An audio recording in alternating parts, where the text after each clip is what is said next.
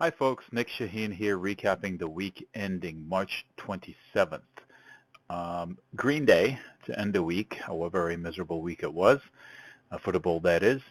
And the score on Friday was green, however I don't think we can accredit the Bulls entirely for the win as it came on the back of a last minute, and I mean last 15-minute rumor on Intel buying Altera.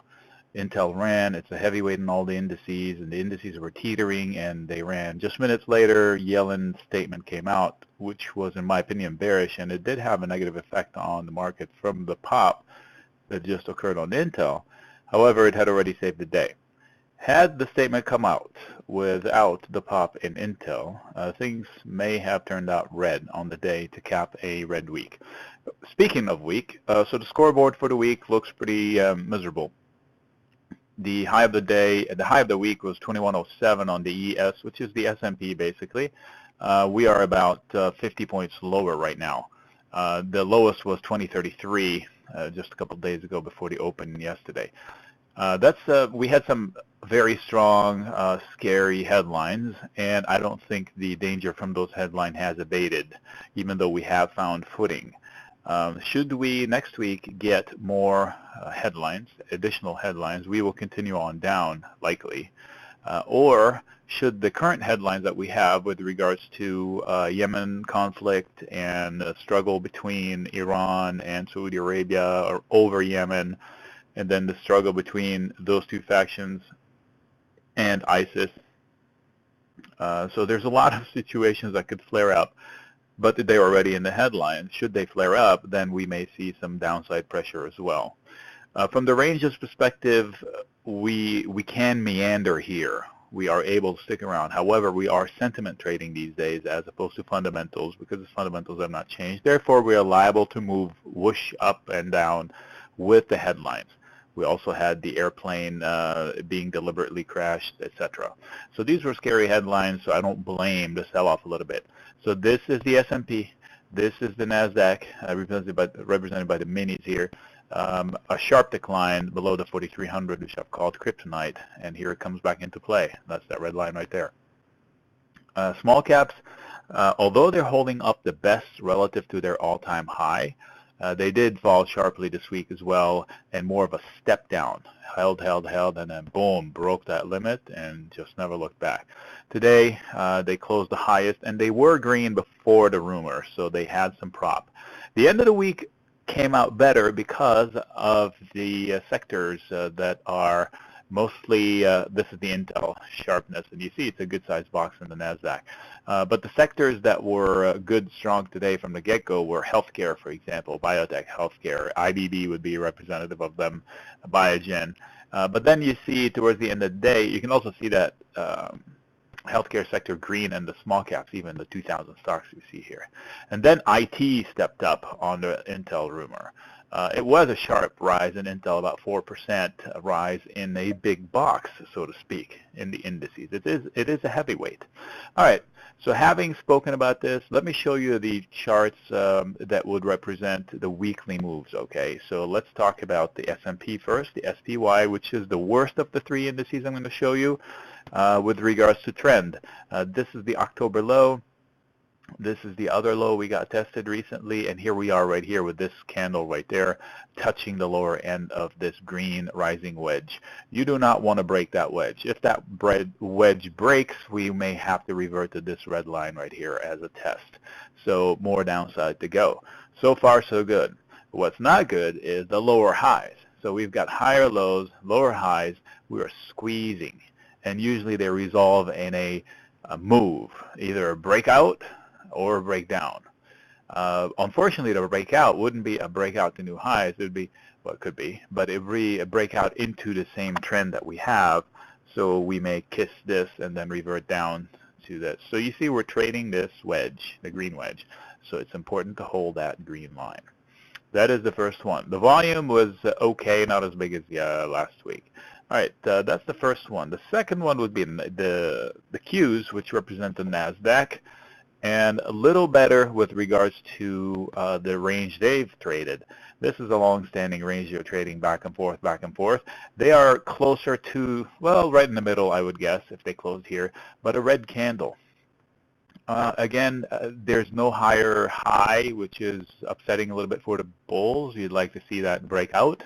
However, it presents an opportunity to reverse up and try to catch that green one instead of coming closer to that green one right there.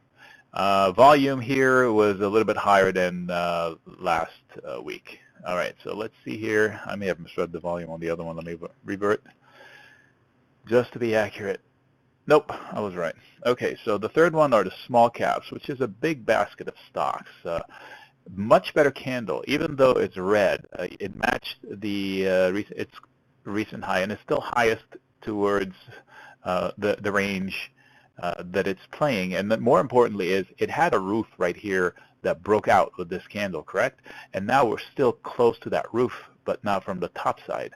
So will that roof become support? Sometimes they say a prior resistance becomes future support.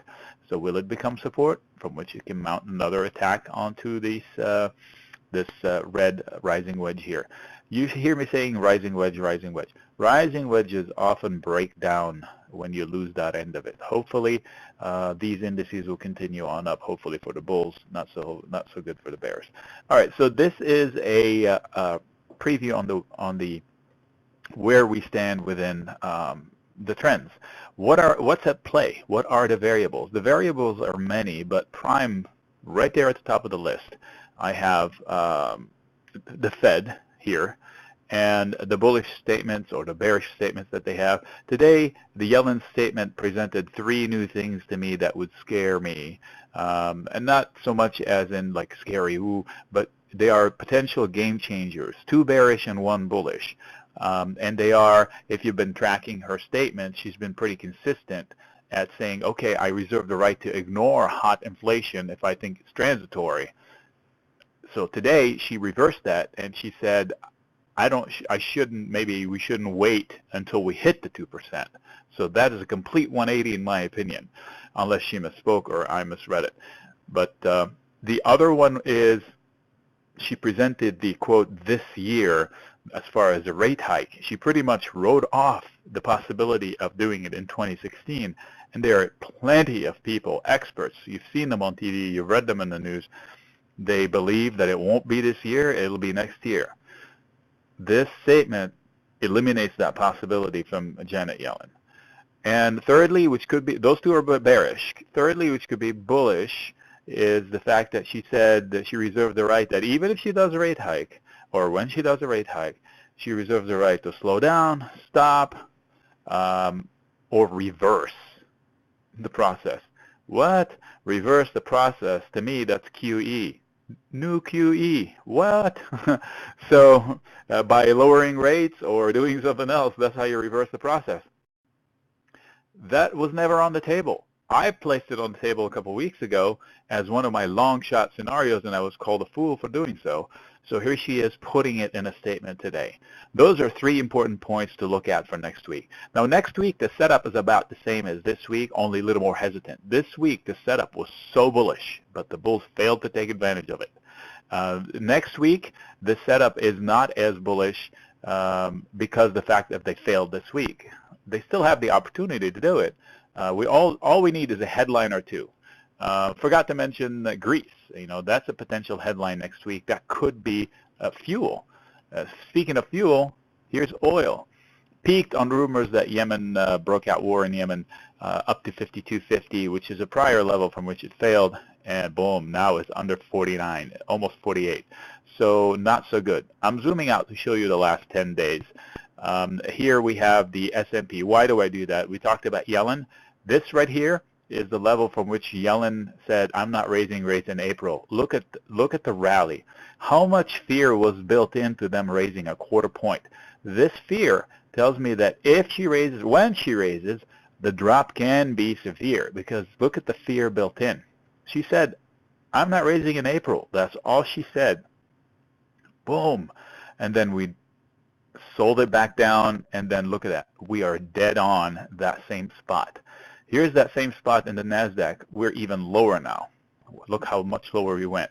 Here's that same spot in the small caps. We are lightly higher, so they're holding up the best. Here's Apple, and Apple is not looking good. This, my friends, is not a pretty picture. In my opinion, there's a long shot of Apple touching 120 soon enough. It did pre-open. Maybe that was preview. There was one of these situations here too, but that's another conversation. Google had a huge pop on them hiring a CFO. Then because the pop apparently is because now Google can pay dividends with a CFO in hand and can probably do some buybacks. That was the hope for the pop. It fizzled. It's still a headline possibility. So we have Greece, and now we have scary headlines. The next leg up. So here was the significant leg up to new highs, correct? It happened on a catalyst. Catalyst was Janet Yellen. What's the next positive catalyst? I don't see one fundamentally. However, any of the bad headlines going away or getting resolved or finding a rumor on a solution could cause a temporary run-up. These pops are shortable because they are eliminating a possible bad thing as opposed to running on fundamentals that could sustain. So, for example, eliminating a rumor of a deal in Greece, yet another one. We popped nine times already on it, could fuel a rally. So point is, how do you trade this? You be cautious. If you're long with your portfolio, you start picking on a few wounded animals. Too short via puts. You can buy calls in the VIX. Give yourself some time to be right on the puts, just so you're not losing money just because you timed it wrong a little bit.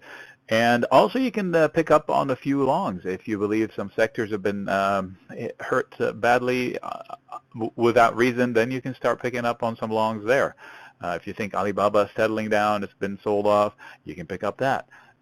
I won't be a hero. I won't step in front of any freight trains. All right, Nick signing out. Any questions, you can message me. You know where to reach me.